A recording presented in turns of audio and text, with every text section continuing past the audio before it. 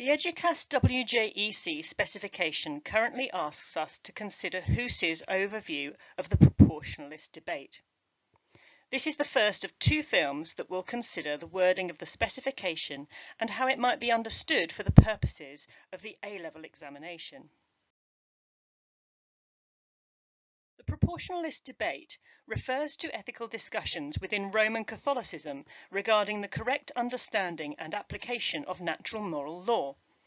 There is no clear agreement from within the Roman Catholic thinking regarding what proportionalism is or the way in which it should be applied. However, it has been rejected by the magisterium along with situation ethics and utilitarianism. Bernard Hoose is a modern scholar who, writing in 1987, gave an overview of the disagreements and discussions that had taken place so far regarding proportionalism and commented upon them. There have been many contributions since. It is worth noting that there is no single proportionalist method, nor is Hoose the sole or most important figure in the debate. Significant figures that Hoose made reference to include, but are not restricted to, Peter Nauer, Richard McCormick, Joseph Fuchs, and Louis Janssen. Since Hoose, other contributors include Charles Curran and Garth Hallett. Or revisionism is the term used for a specific understanding of Aquinas' natural moral law that is focused particularly upon his principle of double effect. The principle of double effect is sometimes known as the law of commensurate or proportionate reason. Aquinas himself in Summa Theologica uses the example of killing in self-defense.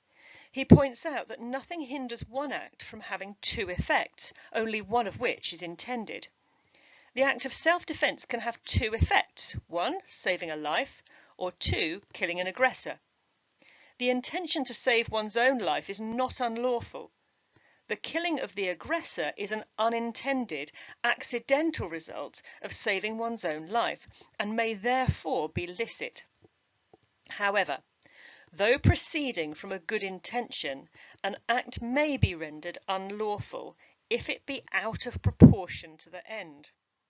So if a person acting in self-defense uses more than necessary violence, it will be unlawful. His defense is only lawful if he repels the force against him with moderation. The principle of double effect has four conditions that need to be met for an action to be considered allowable. 1. The action itself, preserving one's own life, must either be morally good or neutral. The bad effect, killing the aggressor, must not be the intention. Evil must not flow directly from the action performed. The death of the aggressor is an indirect effect of saving one's own life. The evil that results from the act is outweighed or absorbed by good. It is proportionately justified.